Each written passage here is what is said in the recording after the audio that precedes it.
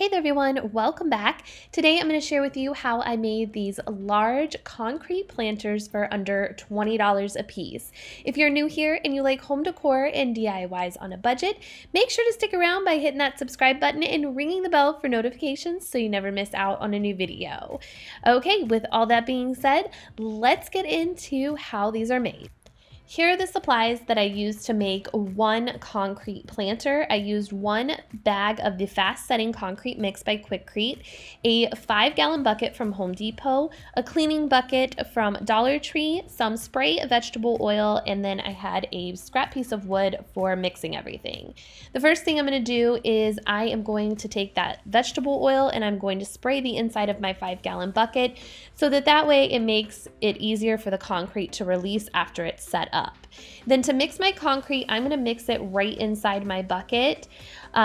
You want to make sure if you're doing this that you mix your concrete really well at the bottom so that it all sets up nicely. So I added a little bit of concrete and then I just used my hose and added a little bit of water and then mixed it up. I tried to mix it as best as I could with a stick.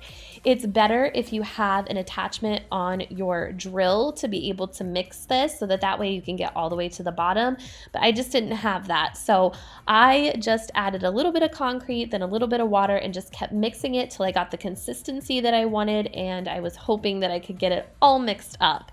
The first planter, I didn't get it all mixed up that well at the bottom, but the second planter I did. So it worked out all in the end because I did fix it, and you'll see later on how I did that. Now once everything is mixed up, I just shook it a little bit so that way it evened out, and then I just hit it a few times on the ground so that way I could try to get the air bubbles out.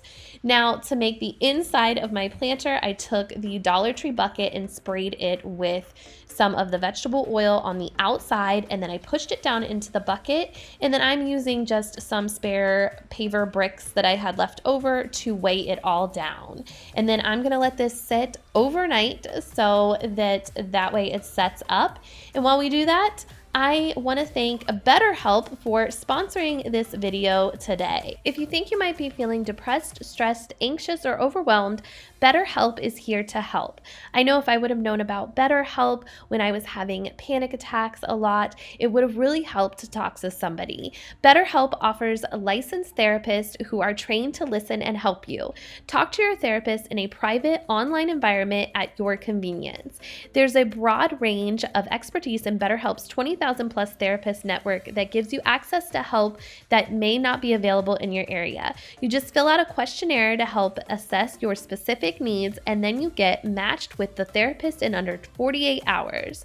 Then you schedule your secure video and phone sessions, plus you can exchange unlimited messages, and everything you share is completely confidential. You can request a new therapist at no additional charge anytime. Join the 2 million plus people who have taken charge of their mental health with an experienced BetterHelp therapist. Get 10% off your first month at betterhelp.com/Jessica Lynn at home.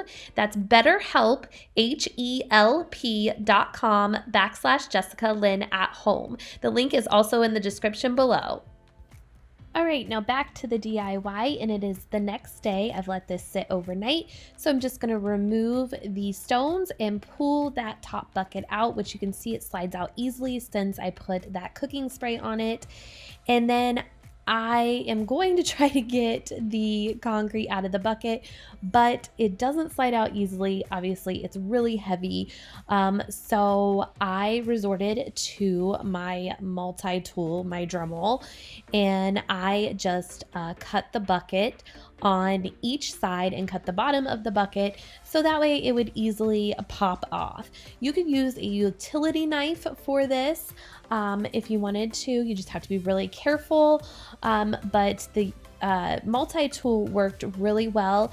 It did give me some little indents in the concrete on each side where it went into the concrete, but I don't mind that, and you could cover that up if you had a little more concrete to just kind of spread on it. But as you can see here, this is what was left in the bottom of my bucket. There was some dry concrete that didn't mix well. So like I was saying before, you have to mix it really well. So I took that dry concrete and added a little bit of water and mixed it around.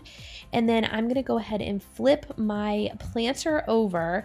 And like I said, it's really heavy, but I'm gonna flip it over, and you can see here on the bottom of the planter that it is not even. It's kind of hard to tell on camera, but it's not even, and it's just kind of like unlevel and falling off. So I'm going to take that concrete that I mixed up there, and I'm just going to spread it on as best as I can.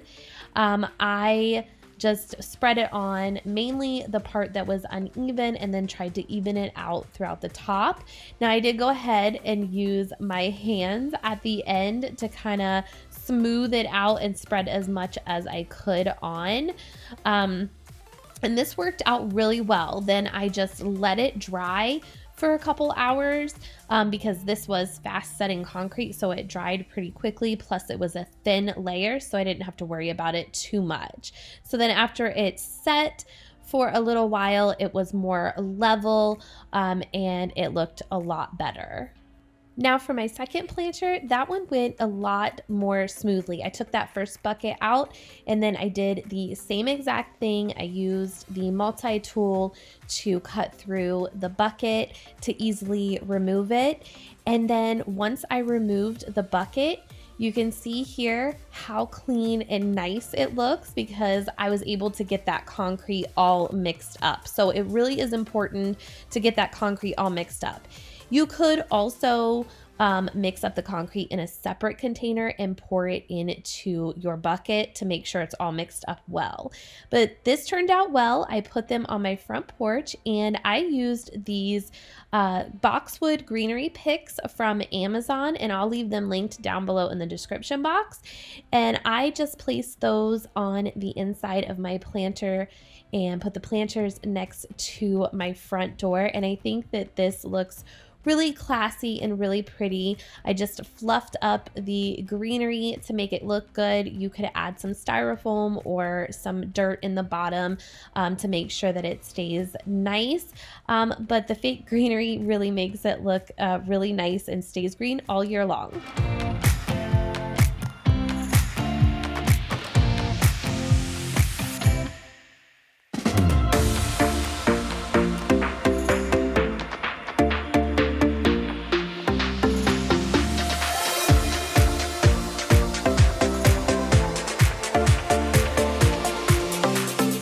Thank you guys so much for watching today. I hope you enjoyed these DIY concrete planters.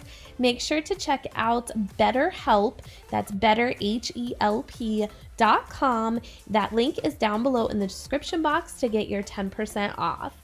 All right, guys, I'll see you next time. Take care. Bye-bye.